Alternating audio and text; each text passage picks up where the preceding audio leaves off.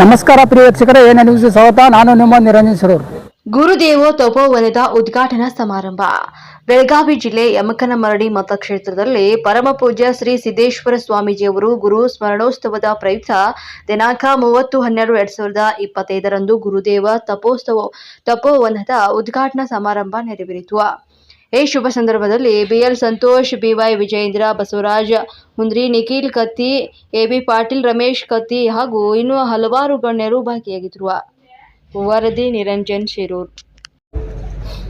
ನಿಸರ್ಗ ಪ್ರೇಮ ಸ್ವರೂಪವೇ ಮೈವತ್ತ ಮೂರ್ತಿ ರೂಪ ಪರಮ ಪೂಜ್ಯ ಗುರುದೇವರ ಪವಿತ್ರ ಪಾದ ಪದ್ಮಗಳಿಗೆ ಸಾಷ್ಟಾಂಗ ದಂಡವತ್ ಪ್ರಣಾಮಗಳನ್ನು ಸಲ್ಲಿಸಿ ಈ ಕಾರ್ಯಕ್ರಮದಲ್ಲಿ ಇಷ್ಟೊಂದು ಸುದೀರ್ಘಾವಧಿಯವರೆಗೆ ನಮ್ಮೊಂದಿಗೆ ವೇದಿಕೆಯನ್ನು ಹಂಚಿಕೊಂಡಿರುವ ಹುಕ್ಕೇರಿಯ ಹಿರೇಮಠದ ಚಂದ್ರಶೇಖರ ಶಿವಾಚಾರ್ಯ ಮಹಾಸ್ವಾಮಿಗಳವರಿಗೆ,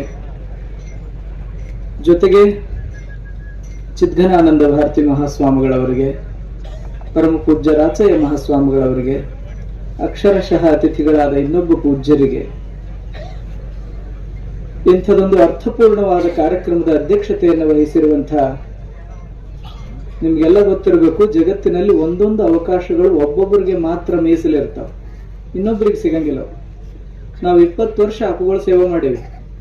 ಫಸ್ಟ್ ಟೈಮ್ ಅರವಿಂದ್ ಪಾಶಾಪುರ ಅದಕ್ಕಿಂತ ಅಷ್ಟು ಮಾಡಿರೋರು ಬಹಳ ಲಾಭದಾಯಿ, ಅವ್ರು ಬಟ್ ಪುಣ್ಯಾತ್ಮರ ಅಂತಲೇ.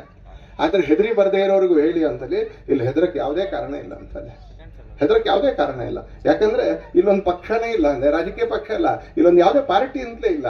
ಇಲ್ಲೊಂದು ಸತ್ಯ ಇರೋದು, ಇಲ್ಲೊಂದು ಸದಾಚಾರ ಇರೋದು, ಇಲ್ಲೊಂದು ಸಂಸ್ಕೃತಿ ಇರ್ತಕ್ಕಂಥದ್ದು. ಅದನ್ನೇ